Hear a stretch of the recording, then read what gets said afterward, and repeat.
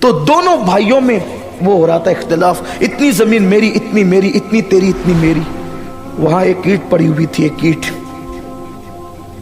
اس میں سے آواز آئی، زمین پہ لڑنے والوں ذرا میری بھی سنی، میں تم سے کچھ کہنا چاہتی ہوں۔ اینٹ نے کہا کچھ کہنا چاہتی۔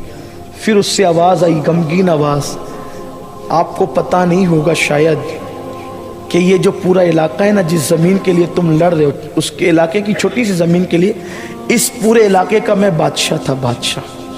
میں نے اس پورے علاقے پہ حکومت کی میں نے، اور مگر حکومت میں، دولت کے نشے میں میں اللہ کو بھول گیا، اور جب میں اللہ کو بھول گیا پھر اللہ نے مجھے موت دی، پھر میں مر گیا۔ میں مرنے کے بعد میری ہڈی بھی پگھل گئی، میرا چمڑا بھی پگھل گیا، میرا جسم بھی پگھل گیا، مٹی نے کھا لیا۔ پھر میرے مرنے کو 1000 سال بیت گئے۔ کتنے ہزار؟ 1000 سال میری موت کو بیت گئے۔ ایک کمار آیا، کمار، اس کمار نے میری وہی مٹی اٹھائی اور مٹی اٹھا کر لے گیا، اور مجھے غلاظت کے ساتھ ملا کر کے اس نے کچھ برتن بنائے۔ پھر میں لوگوں کے ہاتھ میں استعمال ہوتا رہا۔ یہ انجام ہے بادشاہوں کا، دولت کے نشے میں ڈوب کر آخرت کو بھول جانے والوں کا۔ بادشاہ برتنوں میں تبدیل ہو گیا۔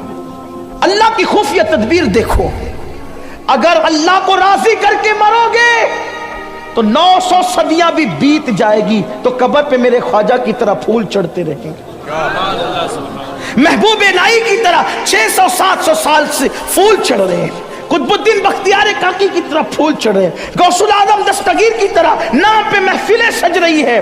لیکن سنو، اگر پاپ کیے، عیاشیاں کی، خدا کو بھول گئے، بادشاہ کہہ رہا ہے مر گیا، حکومت تھی، سلطنت تھی، دولت تھی، مٹی بن گیا۔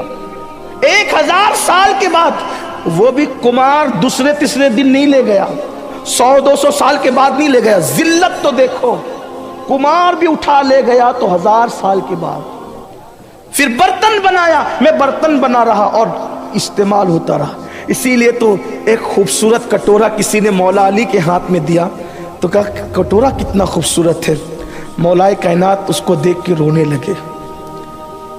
اللہ والے ہر چیز کو عبرت کی نگاہ سے دیکھتے ہیں۔ مٹی کا خوبصورت کٹورا دیکھ کر علی پاک رو رہے تھے۔ کسی نے کہا مولا خوبصورت کٹورا دیکھ کے رونے کی وجہ کیا ہے؟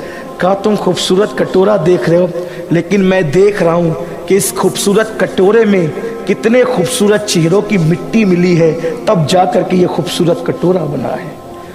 اسی لیے شیخ سعدی نے کہا تھا، یہ جو بلبلیں پھولوں پر روتی ہے، تمہیں نہیں پتا کہ کتنے گل زمین میں جب وہ دفن ہوتے ہیں تب کہیں جا کر خوبصورت پھول کھلتے۔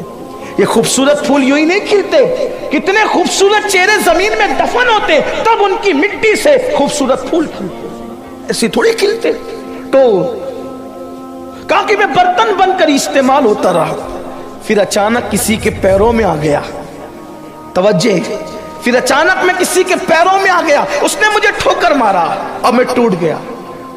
پھر برسوں تک ٹوٹ کے پڑا رہا، پھر بکھرتا رہا، ٹوٹتا رہا، بکھرتا رہا، ٹوٹتا رہا، بکھرتا رہا، پھر یہاں تک کہ میں پورا بکھر گیا اور پھر مٹی ہو گیا۔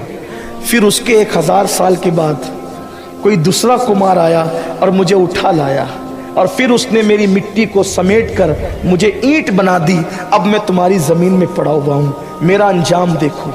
زمین پہ لڑنے والوں میرا انجام دیکھو، کبھی برتن بنا، کبھی اینٹ بنا، انجام دیکھو، کبھی بادشاہ تھا۔ میرے آقا صلی اللہ علیہ وسلم کے غلاموں، کہیں ایسا تو نہیں کہ غفلت میں زندگی گزرے گی، پاپ میں زندگی گزرے گی، عیاشیوں میں زندگی گزرے گی، اور ہم بھی کوئی برتن کی شکل اختیار کر جائیں گے، ہم بھی کوئی اینٹ کی شکل اختیار کر جائیں گے؟ اللہ نہ کرے، 1000 بار نہ کرے، کیا ہم بھی مٹی بن جائیں گے تو ہم پہ پیشاب کیا جائے گا، ہمارے منہ پہ پاخانے کیے جائیں گے؟ اللہ اکبر، بکریاں لید کرے گی، جانور گوبر کریں گے، انجام کیا ہوگا؟ کبھی سوچا؟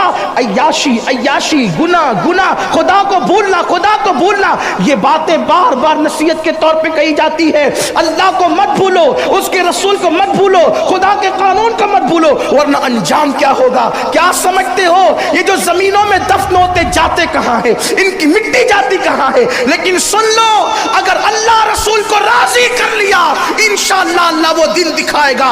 जमीन के किसी खित्ते में दफन किए जाओगे, लाशा मदीने मुनव्वरा पहुंच जाएगा, मिट्टी न हो बर्बाद, पसे मर के इलाही। जब खाक उड़े मेरी मदीने की हवा हो, जब खाक उड़े मेरी मदीने की हवा हो, आओ सच्ची तौबा करें, आओ अल्लाह की तरफ पलटें, आओ अल्लाह वाले हो जाएं। इसलिए कि बंदा कितना भी गुनाह करे, बंदा कितने भी जराइम करे, अगर वो सच्ची तौबा करके अल्लाह की तरफ पलट जाता है तो अल्लाह तबारक व तआला उसको माफ़ कर देता है। माफ़ ही नहीं करता बल्कि उसको अपना महबूब बना लेता है।